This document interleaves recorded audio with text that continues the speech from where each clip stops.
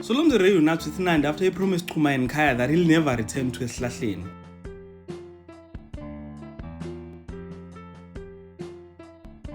After sleeping with Kaya's wife, Solomzi now breaks a promise that he made to Kaya.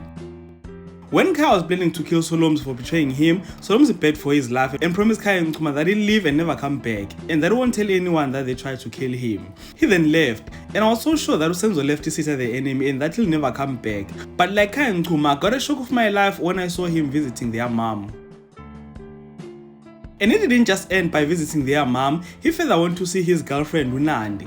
I won't lie, I love it when people are in love with each other, and right now, I think Nandi and Solomzi are truly in love with each other. And I think that Kaya should just accept the situation, divorce Nandi, and let her live happily ever after with her Solomzi. Yena ahambe and be with Nolita. I also think that they would make a great team.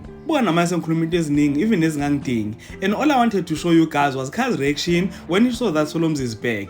Kaya wanted to go and confront Solomzi, but unfortunately, Chuma was there to save him, telling him that if he goes to confront him, people will know that he's not blind anymore.